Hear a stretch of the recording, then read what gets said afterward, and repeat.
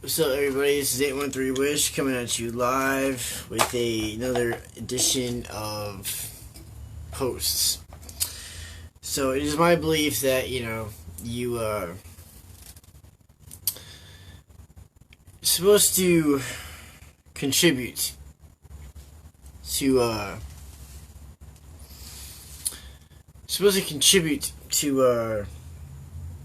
society abroad. And I'm taking so much time with this subject only because it's everybody's issue. So broken down, it becomes a large physics. Certain things are taken for granted in life. One, the ball. That's basic. Two, is the weather. Remember that. There's a band Tool. Forget the lead singer's name. But he does a lot of songs like Disposition, Laterals, Schism, and the guy goes in pretty well. You know what I'm saying? He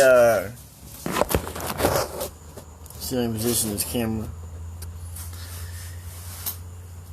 The guy essentially, does his thing. Everybody's trusted to do this thing, so, knowing certain people are looked at like they are involved and certain people are not involved. And, the words for this, that, and such and the other. So going out on the limb, the name becomes important. Who we are in general, what we would become overall, what this does to change us, who we are as people going forward, making impressions and interfering with other people's lives on a daily basis.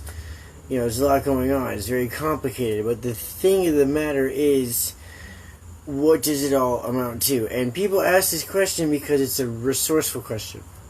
It actually, it does two things.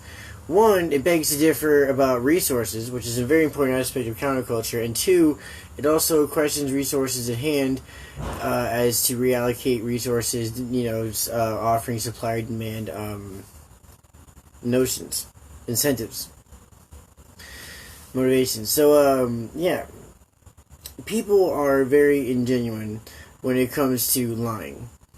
True enough. But people are also genuine when it comes to emphasis.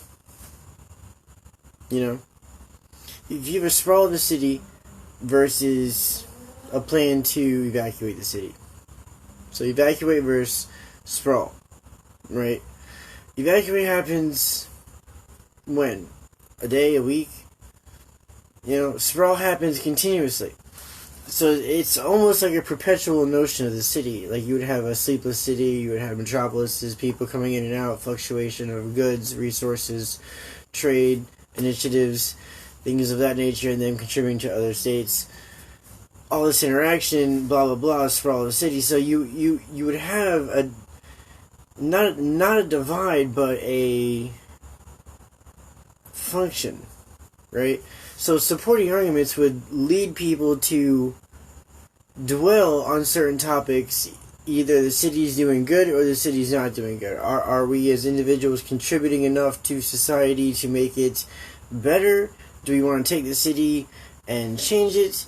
And all these questions. There becomes a time when you say to yourself, well, the city is just too big.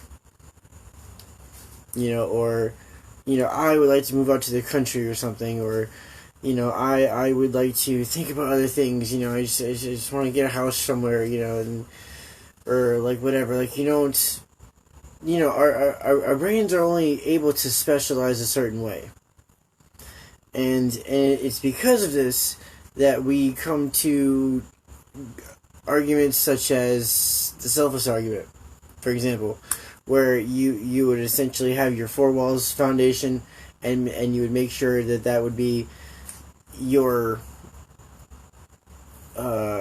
legs to stand on. no gifts until then. And so money is not the question there. The question there is the trust. Where do the materials for that foundation come from, or what materials would you enable yourself somehow? Where did those materials would amount to other? They would be accessible to more than just that person, and so there's this big reallocation theory behind order, right? And the counterculture to that is the chaos behind it. But the chaos, the problem. See, chaos theory works very well. It's just not very. It's just not very relative. So in a city, you won't see very much chaos. I mean, it's funny. See, here's another highlight about it, or aspect about the city about how it's weird. Is that the chaos is not really in the city. You see a lot of cars and stuff passing by. They're all different. Things on even litter on the sidewalk. But it's very calculable. It's very relative because you have the observation is very relative. There's a very relative observation in the city. There's a lot of people observing everything, and just the way the size is to the litter and everything else. It's very proportionate and relative. So the chaos is in space because there's no observation in space, and there's a lot of uncertainty going on in space. The thing that matters that I would want to point out is that we could do whatever we need to do to say we want to do something. Like if chaos is a problem, right? Or it needs to be controlled or something. Like if it needs to be somehow relative, then we can say to ourselves, okay, well, from this aspect, yes, there is a lot of space and chaos in the universe only because it's unobservable, but in the future, if we were to populate such a space, most of the chaos would break down. So with that kind of a promise, you have other things such as like the Big Chill, where everything being alienated, which is a huge aspect.